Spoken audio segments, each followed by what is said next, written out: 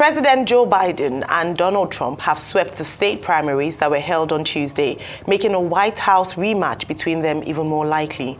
With voting now closed across the U.S., Biden is believed to have won Democratic nominating contests in 14 states. Meanwhile, Trump is projected to have won 12 Republican contests, further cementing his strong overall lead over Nikki Haley, though Haley has been projected a surprise win in Vermont. Trump has described it as an amazing day and launched an attack on Biden, who has responded in kind and insisted, "We will win the presidency in 2024. Rufai, it looks like it's going to be a very exciting race, even though the two contenders are back again, but it's different this time, in a sense. So we see what's happened at the primary Super Tuesday yesterday. So it's different from what happened 4 years ago, because it was a long, drawn-out battle. Then you had other contenders. Then, you had the likes of Ben Carson in the race and a couple of other contenders, Ted Cruz and the likes. But I had always said that Nikki Haley stands no chance. And I'm surprised that she has even stretched this far. So it's beginning to become boring from Nikki Haley. So maybe her donors and her funders will pretty much stop funding her at this point in time, because there's no how you can, let me use the American palace, shellac your opponent this way and they keep coming back for more. Trump has won about 12 states. And the states Nikki Haley has won, the electoral vote, the delegate votes count are not heavy. I think Vermont should be about 4 thereabout. Washington should be about, 4, the same number of, electoral delegates. Compared to a Trump that's won all the big states that have way over 50 electoral delegates and things like that. And when you accumulate that, he's gone over the 700 mark, leading up to the 1,200 mark where he can be named a presumptive nominee. So after Super Tuesday, a couple of more races, he will consolidate and become a presumptive nominee. So I don't know why Nikki Haley is still stretching this far. As predicted, Super Tuesday was going to end her political lot, and he ended it. Yeah, surprise me in Vermont. It's Vermont anyway. If she had won in the top states, then we'll say, okay, she stands a chance. She keeps pushing this narrative of, I'm not running this to be vice president and all of that. But the truth is, as it is today, the MAGA movement holds the Republican Party. Pretty much reminds me of when the Tea Party movement held the Republican Party just after they lost the elections. That's about the Obama era, and the Tea Party movement held the Republican Party. Now it's the turn of the MAGA. Trump will hold it for a while because he's been able to play to the sentiments and the peculiarities of what is happening in America. And I knew that he was going to be further bolstered by that Supreme Court ruling that was well in his favor, saying that, there should be a level of non-interference and all of that. So I see it going to be a matchup between Trump and Biden. On the polls, it is said Trump is even doing better than Biden. Approval ratings are an all-time low for Biden. About 61% of Americans disapprove of Biden. It's just in the 30% percentile for Biden. Also, America keeps talking about age and cognitive ability. See, once America starts to talk about your age and cognitive ability, it's as good as not getting the chance. If you remember the 60s electoral campaign, I think it was McGovern that time, these cases too were raised. So once they can doubt that cognitive ability, Americans are not going to give you the chance. And that's why I think it's going to be a hard struggle and a hard sell for Biden to be able to win re-election, except he dips into the pool of people that are not convinced about the moral question of Trump and also the independents and all of that. Because when you go back to the Colorado case, it was actually Republicans that filed that case against Trump being on the ballot in Colorado. So there's still that bulk base of, the people on the Republican Party that don't really believe in Trump. But apart from that, it's going to be a tough draw. Also, apart from the primaries, the presidential primaries, there were also primaries to be able to take over seats. And, there was another senator that announced that she was going to be leaving. She was not going to be seeking re-election. So I think Adam Schiff is one of those races. Let's see. Adam Schiff was that, lawmaker then that really pushed for the Trump impeachment petition at other point in time. So let's see how all of that pans out. But on the Biden side, I knew it was going to be an easy one. It was going to blow out every candidate. He has the power of incumbency. It was going to go well on the way. So I see a mashup. between both candidates. Leading up to the convention media, after the convention, then pretty much all things are done. They will start having the first and second debate leading up to the elections in the first Tuesday in the month of November. So, but I will still stick my neck out. And I think, based on my calculation and analysis, I think Trump will likely be the next president of the United States of America. I stand to be proven wrong on that. All right. Okay, Super Tuesday. One of the most important dates in the U.S. presidential race. And it happened yesterday. In 15 states and one territory. That territory is American Samoa in the Pacific. Now, in the Republican Party, Trump, of course, as predicted, as expected, took 14 of the states, leading very convincingly, including California, which has the largest number of delegates. I think the delegate number for California is the biggest. So that was really big victory for him. And, you know, he has, I think, total now about 495 delegates in his corner. And the gap with Nikki Haley is quite remarkable. Nikki Haley had previously won in Washington, D.C. The number of delegates for Washington, D.C. is 19. Then she won in Vermont. The number of delegates from Vermont is 17. If you add 19 to 17, what's that? You know, so that's just 36.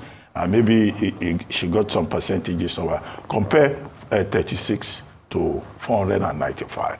So clearly, you know, the race is over. And that's why, you know, President Trump, he's still president, in a sense. Presidents are presidents forever. Prophecy. Well, you know.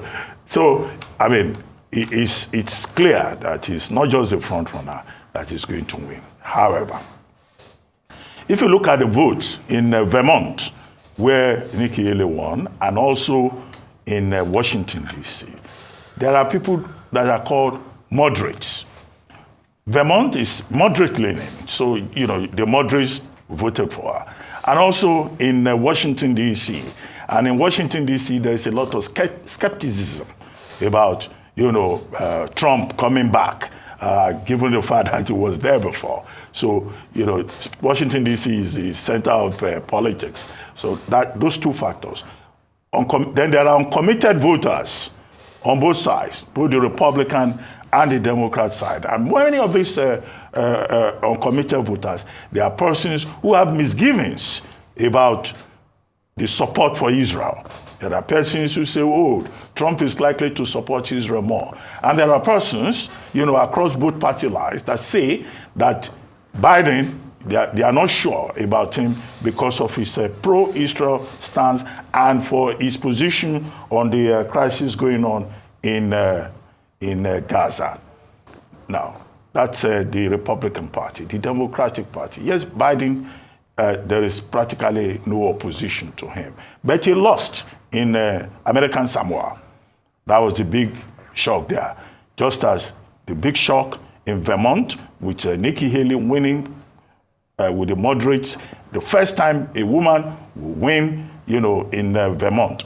So in the case of Biden, yeah, he lost in American Samoa. But despite that, you know, he still took all these states. In any case, there isn't any strong opposition to President Biden within the Democratic race. And so what we see is that we're going to have a rematch in November 2024 between Trump and Biden. If you look at the statistics, you know, provided by site 43358, now both men are not so popular. In a poll conducted, approval rating of popularity rating for Trump is 43%. The popularity rating for Biden is 40%. So it's not as if the majority of the American people are excited about the two candidates. But as it is, they seem not to have much choice other than to choose one of them. If you look at the polls, yes, Trump looks like he's ahead, but that gap can also change ahead. The main problem with President Biden is this concern not just about his pro-Israeli stance, it's also about his age. But if you look at the two of them, both of them are old men, practically. But the thing is that President Biden has been having a lot of, a lot of gaffes, not remembering the name of presidents, not remembering exact cities and all of that. But there was a medical report ahead of all this primaries process by, the White House medical team, saying that President Biden has been assessed and that there is nothing wrong with him, that all his faculties, physical, cognitive, are perfectly in order. That's where we are with the American race right now. But Nikki Haley, I think her courage, her determination needs to be saluted. When she lost was it South Carolina, where she had been governor before, she said no, she was not going to pull out. And she kept campaigning and she got some support. So it will be remembered, of course, that she saw the race to the last. Beyond now, there's nothing left other than to begin the preparation for the November election. And the first thing that Donald Trump will need to do is to unite the party, because even the Republican Party itself is not united. And the effect of that is that you may have many of those moderates and uncommitted people who may just refuse to vote. But would that work in favor of President Joe Biden of the Democratic side? It remains to be seen. We'll see how it plays out.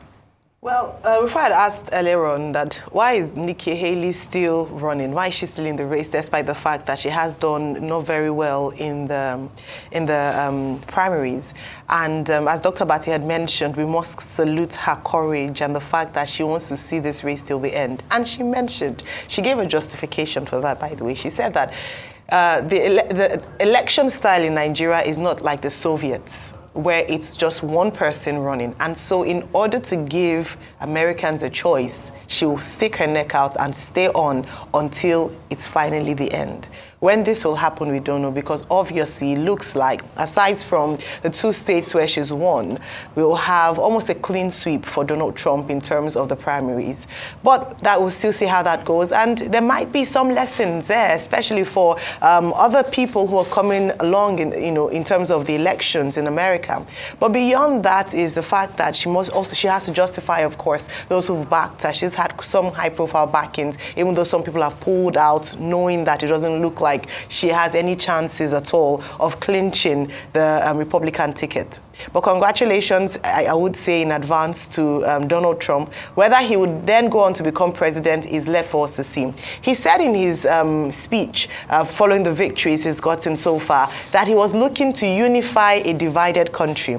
And according to a YouGov poll, 65% of Americans believe that the country is divided. And the division doesn't just come from the country level, even at the party level, as has already been mentioned. This is the case. So his messaging is uniting a divided country. In the past, he had said, make America great again. So we're looking for a very vibrant and exciting campaigns. And of course, one would imagine that when, in this case, I wouldn't even say in the event or in the likelihood, when President Biden clinches the Democratic ticket, then it would be a fight to the finish. I believe that what a number of people would be looking forward to would be the very vibrant conversations, some revelations that would come out, some digging out, some arrows thrown here and there between both parties. But this is the spirit of democracy and what America enjoys currently in terms of the way that things are done. Of course, no country is without corruption or underhandedness. We've had cases in the past of Russian interference, election manipulation, even though not fully substantiated.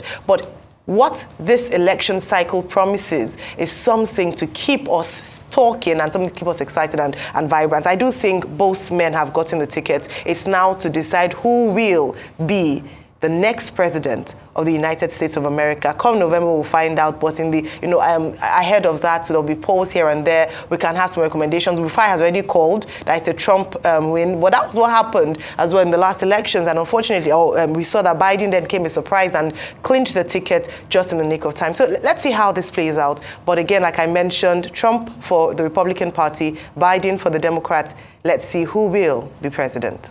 We'll move on to our next story. as controversy trails the newly introduced Expatriate employment levy EAL of $10,000 and $15,000 for staff and directors, respectively. The Manufacturers Association of Nigeria, MAN, has revealed that 335 manufacturing companies became distressed while 767 shut down in 2023. MAN warned that the EAL would certainly ruin the confidence President Bola Ahmed Tinubu was striving to build among domestic and foreign investors. The views were contained in a statement issued yesterday by Director General of MAN, Mr. Segun Ajayi Kadri, titled, "MAN expresses grave concerns over the expatriate employment levy." It described the latest levy as punitive levy, which was already being perceived as a punishment imposed on investors for daring to invest in Nigeria and on indigenous companies for employing needed foreign nationals. The statement said EAL is potentially an albatross to the realization of Mr. President's private sector-led economy aspirations and would certainly ruin the trust and confidence he's striving hard to build among domestic and foreign private investors. Right, Rufai, for and against EAL, obviously MAN is clearly against it. A number of people have spoken criticizing this new levy imposed and now the impact on industries and workers leaving and some closing down. What's your take on this story? A lot of the voice of reason I have heard are against this levy. A lot of the voice of reason. NACA, LCCI, MAN now. What shocks me the most is the fact that Mr. Kadir is on the committee set up by President Tinubu to be able to talk and advise about the economy. Didn't they run it through people at least on the committee before all of this came out? Because you see, for an economy that is struggling, as we speak today, these foreign employers pay well over 2,000 US. You're telling them to pay about 10, 15,000 US for skilled expatriates. And this is an economy that wants foreign direct investment to come in. You want people to bring their resources. If people bring their resources, they'll bring their people in. And you're trying to stifle that process. And at the same time, you want investors. In recent time, we see how, I hear Binance now stopped trading. So we see how this country treats investors, foreign investors. We remember the case of Twitter, banning Twitter, and we're surprised that they went to set up in Ghana after we banned Twitter. So we've seen how it's very how it's long drawn out. Listen, I'm not exonerating some foreign businesses. They have local connivers too. Yeah. But we have seen the way we keep our own part of the bargain. I think it was Ralph Waldo Emerson that said something before. They said, what you do speaks so loud I can't hear what you say. So when you go abroad as a president and say, oh, come to Nigeria, and we see these things. And that's why we also argued about what he even said then about bribe and all of that, where you could have said, if you have any challenges, we have good institutions to handle it. So please, I think President Tinubu should step in on this. I don't want to think he doesn't know about this that is happening. He knows about it. He oversees everything as the president. I think we need a quick reversal. Because the problem is, like I've always said about this administration, is the capacity for mixed messaging. Look at yesterday again. Propaganda started. We saw a release. A government spokesperson said Dubai. He posted it on his page, but thank God he went back to reverse it. Is that not a shame? And we say these things. They say, oh, we don't like Nigeria. We want this country to do well. There is nobody that is as excited as wanting this country to do well. But when you see people drop the ball one too many times, then it speaks volumes. We need to be receptive. See other big nations. The other day, one company was going to Israel. You know what the Israeli government, they gave them about $3 billion to meet them halfway so that you can bring your investment in. We might not have the arsenal, but we can give them in tax breaks. We can give them in conducive environment. Ease of doing business, I'm sure we're still less than 100. We have not passed the 100 mark in ease of doing business. So those are the things we can focus on. And it starts with levies like this. President Tinubu, I trust you will do the right thing. And I know probably before the end of this week or next week, we'll have a determinant factor on that. We hear these voices of these people that are constantly talking. I trust you. Well, the reports that I have seen on the matter indicate, underline, the distress within the manufacturing sector and how the manufacturing sector is grossly negatively affected by some of government policies in recent times. LCCI made the front page yesterday complaining about this same expatriate levy. This morning is a Manufacturing Association of Nigeria pointing out that in the year 2023 alone, 335 manufacturing companies were distressed, and that 767 manufacturing companies shut down. If you do the simple arithmetic, that's over 1,000 companies either distressed or that have folded up for sundry reasons. High interest rate, which makes access to credit very difficult. High inflation rate, which Segun Ajayi Kadir says is effectively over 30%. That's the number that he quoted. Foreign exchange issues, on the basis of which many companies, GSK and others, have had to take a second look at their business model in Nigeria. So that's the situation, a manufacturing sector that is already in trouble. But to go straight to the issue about the expatriate levy, at the moment, the expatriate levy, what they also call, I think, SEPAC, is $2,000. Now, they have just increased it unilaterally. For staff, $10,000. For directors, $15,000. And the argument by Segun Kadir is fairly detailed.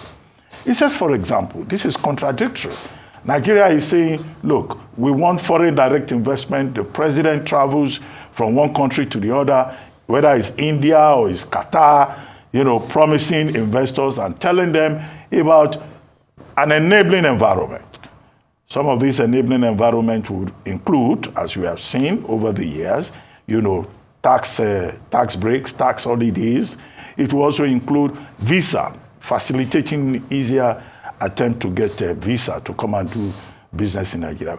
And now it's a contradiction. The MAN statement says that a country that is inviting investors to come here will put an extra burden on the same investors. So on one hand, you want investment. On another hand, you are creating further bottlenecks. In the Segun Ajayi Kadir statement, he also made the point that in any case, this expatriate levy it's a question of law, and that nobody has taken a look at the law to fix this. So why is this being fixed unilaterally? He raised that point, and on the basis of that, he says President Tinubu has the responsibility to take a second look at this. One, to stay true to his promise of making the environment easy for foreign investors and all investors. Two, by directing customs not to start implementing this expatriate levy, or is it I know immigration deals with quota, So for customs not to start collecting high SEPAC. I thought that what the Nigerian government should have been more concerned about would have been expatriate quota rather than levy. One of the major problems we have in this country is the abuse of expatriate quota. If that is what government was talking about, then of course we would have been in a better place to say, yes, that's a good thing to do. If you see many of these companies that come to Nigeria to do business, can you believe that they bring cashiers from countries, and cashiers are supposed to be expatriate quota? Does it mean that they don't trust enough people in Nigeria to man the till for them? They bring, some bring painters, people can just do manual job. They bring all categories of people. If the objective of bringing investment is to create jobs, then the Nigerian government should be able to say, no, will pay more attention to the abuse of expatriate quota. If this is a approved quota, then of course you cannot exceed it so that Nigerians can have jobs. Have you not gone to some offices in this same country and also even hotels where receptionists are foreigners? That is where the problem should be. I don't think, imposing more levy, I don't think that's the best way to look for revenue. And in any case, you can be sure that this being Nigeria, we have to be realistic. Government will just be creating opportunity also for further abuse, both of the quota, both of the, and also of the levy, because many of these, expatriate investors, they understand the Nigerian system. They not only understand the Nigerian system, it is our own people that will help them to game the system. So there are other areas that can be looked at in terms of trade and investment, rather than putting more pressure on the same people we are wooing. We hope that the Manufacturers Association of Nigeria have made a formal presentation to President Tinubu, and that President Tinubu will take a very close look, at some of the issues raised by Segun Ajayi Kadir, who is the Director General of MAN and who is in a position to know. And that should be taken along with also the concerns that have been expressed by the SCCI, that's the Lagos Chamber of Commerce and Industry, NECA, that's the Employers Consultative Association, and other groups in that sector who are concerned about capacity utilization that has dropped by over 56%. If we're trying to deepen capacity, we don't then put bottlenecks in front of the people. After all, President Tinubu just said at the Nigeria-Qatar Business Forum that he has a responsibility to remove bottlenecks. He can prove that by starting with this expatriate levy. Absolutely. This expatriate levy makes you want to ask the question, the members of the team of the president influencing or informing these policy directions. I ask because oftentimes when these announcements are made, there are many gaps, such as to suggest that perhaps a lot of critical work and stakeholder engagement hasn't been done. Because why is it that at this point we then begin to see huge and obvious loopholes in these policies? Mr. Kadri raised very salient points. Some of them have been mentioned. One other thing he talked about was that it's actually, this levy, if implemented, is in contradiction to some of the international trade agreements that Nigeria has signed on to. Look at the Africa Continental Area Free Trade Agreement, for instance. Part of the agreement or the obligations from that agreement is that there will be freedom of movement of skilled labor across the continent. We have to recognize that when we talk about expatriates, we also include members or staff members who are not Nigerian from other African countries. How will this work? Was this not taken into consideration before this this levy was introduced or instituted? That's one. Then we also look at as he highlighted, the cost of running businesses in Nigeria. You talked about ease of doing business, and we're trying to say that, okay, we want to make it a more friendly environment. We want to make it a more the business environment of Nigeria conducive for more businesses to thrive, small businesses, larger businesses, for businesses to thrive, and for foreigners to see Nigeria as an investment destination, attractive enough for them to come in. When we impose levies like this, it does exactly the opposite of that. So I feel sorry sometimes for the Secretariat of the Ease of Doing Business, because they have a lot of work to do on their hands trying to ensure that they are able to go up that ranking, but still being faced by bottlenecks in the kind of policies that are being made by by administrations. Really difficult task. Beyond that was an alternative that was proposed. That rather than looking at this, the quota system, as we mentioned this morning, how about incentivizing the organizations to develop local content? So like the cashiers that were mentioned, the painters, put a stop to it and instead incentivize these organizations to train homegrown talent in order to be able to compete favorably, because the conversation that's been had is that, we don't trust the people here, they don't have the skills required to do the work. But we have a teeming population with an unemployment challenge. So I do understand the spirit of this levy. However, it is not the right response to the challenges that we face currently in terms of maybe retaining more local, local talent in terms of employment. $10,000 for staff, $15,000 for director. How many organizations can afford that comfortably? So these, and then of course they talked about the retaliation by other organizations. You can imagine that in other African countries, other countries, there might be, in terms of a